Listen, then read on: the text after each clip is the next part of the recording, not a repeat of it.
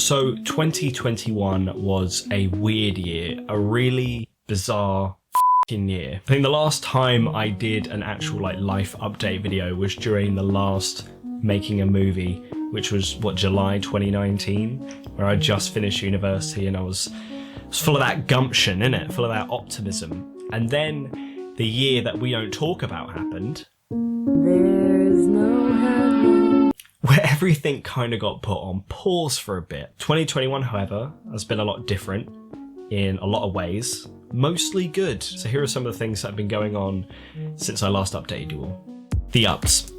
So after making films since I was about 14, maybe even younger than that, doing film and TV at college and then at university, I finally got my foot in the industry. I've been working in the film and TV industry for most of this year. I've worked on 10 shows and 2 films. I've had the chance to work with some great companies such as BBC and Amazon and Apple and Netflix and Warner Brothers and CBS and Sony. Can I say what any of those productions are? No. No way. There's no way I'm ruining my career this early on. One production I can talk about though, because it's out, was season 5 of the US drama Billions. This is when the fun starts for me.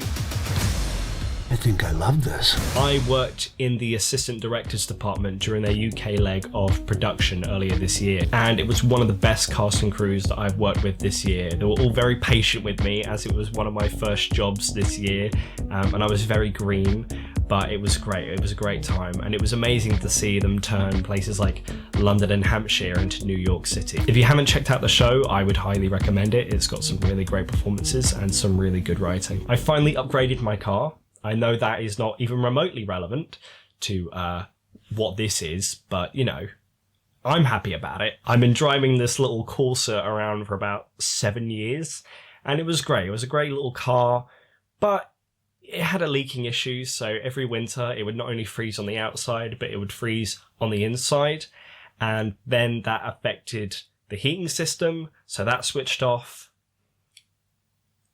So yeah, it had to go. I left my part-time job, which was great. There were great people there. It was a great atmosphere. I loved my time there, but I was able to sort of make a dent enough in the industry that I was able to safely leave my job to work in the industry full-time. So that was a huge achievement for me personally. I got a new short out, Resident. After the gap of 2020, we finally managed to get another short film out, and the views, it's stupid. It's like currently sitting at 42,000 views.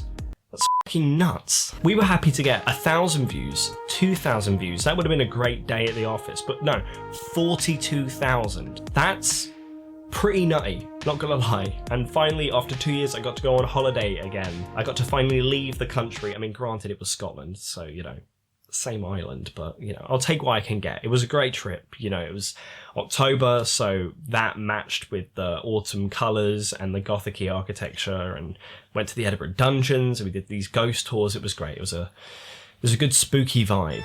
However, despite the fact that there was some really amazing stuff this year, there were also some dark patches. The downsides. Having the pandemic put everything on hold for a year created this desperate urge in me to try and make up for lost time. I'm very much a workaholic, and I'm not proud of that, really.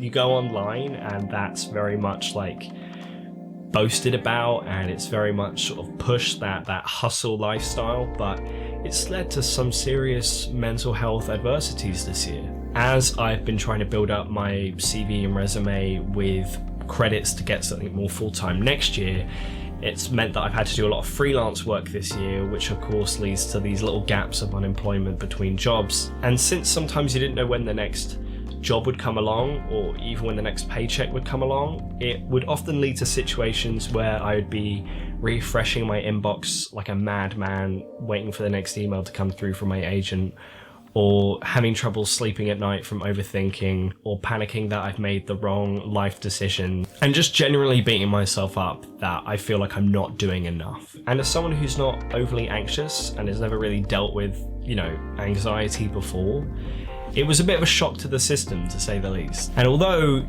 you reflect on the year prior and there's all this good there, I never really felt satisfied. Now, I'm not asking for sympathy here. If anything, I know it sounds corny. I think those dark periods kind of help me figure out more about myself, what I want out of life, and then how to tackle those situations when they come up again, which I think could potentially be helpful for anyone else going through similar things, as we are still, unfortunately, in very unpredictable times. Lessons learned. Staying productive. When these little gaps of unemployment would appear, I would use them to go into more creative ventures that I wouldn't be able to go into when I'm working 10 to 15 hour days on set. Some of those outlets included script writing, journaling, making a short film, and content creation. Setting a goal helps clears a lot of brain fog, and it definitely gives you something to work towards. So when you go to bed at night, you're not beating yourself up because you didn't do anything. Once you have a goal, no matter what it is, maybe tell the people around you. Say you're going to complete X task by Y date. That way you've got people around you to hold you accountable. Exercise. I started exercising 4 to 5 times a week since 2015, and it was definitely one of the best life decisions I've ever made. During some of the darker spots of this year, I always found that the gym was a great place for me to go to just escape, put my headphones on, zone out for an hour, and recharge. I really took the gym for granted pre-pandemic, but once they reopened, I was there like 8 in the morning, first day. If you're going through some tough times and you don't exercise regularly or at all, then I would highly recommend it. It's been proven to reduce things such as anxiety and depression, and helps alleviate things such as social withdrawal, and also boosts self-confidence and cognitive function. If the idea of stepping into the gym with a load of people frightens you, then there are lots of exercises that you can do at home, but I highly recommend going somewhere and actually doing them. I find that when I go to the gym, I have the mindset of I've come here for a reason, I'm here to work. And also, even though the people in there are more focused on themselves than me, you still feel like you're being held accountable. Whereas when I used to exercise from home during lockdowns, I found that I got distracted way too easily. And because I was just kind of like in my house doing them, I didn't feel like I was being held accountable. And, if I just didn't exercise this morning, then who's gonna know? Whereas I feel like when you're in the gym, that completely just doesn't factor in at all. It doesn't just have to be the gym, no. Hiking and swimming have also worked for me, but any form of activity or exercise outside of your house that just gets your blood pumping, I think will do wonders for you. Planning.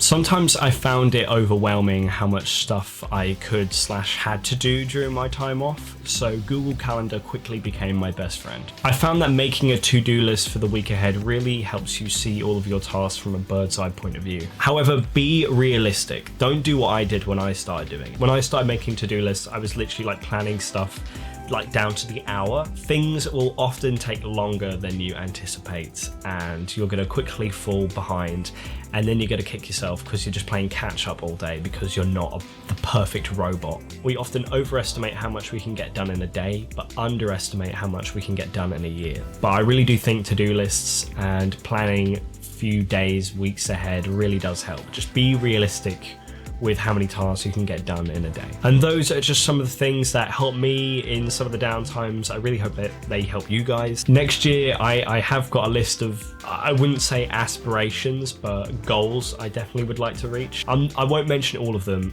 as some of them are quite personal, but when it comes to this platform, I would definitely like to hit 1,000 subscribers. I also want to get a new film out, and I would like to get a new video out to you guys at least once a month. I'm aiming for the last Friday of each month. In regards to a new film, I already have a new script written, and I've already started speaking to people about the early stages of pre-production. So in maybe April, June, I'll update you guys on how all those resolutions are coming and how that new film's coming along. So yeah, that was my 2021. A lot of this year has been setting the groundwork so next year can just take off. And I know it sounds corny, but I'm very excited to update you all on how it's going to go. This is very much like a video diary for me. So I'm very keen to look back on this and see how everything turns out. I hope that you guys all enjoyed it and maybe got something out of it. Let me know how your 2021s were. My next video is going to be about my favorite films of 2021, and I look forward to bringing that to you guys at the end of January. See you next year.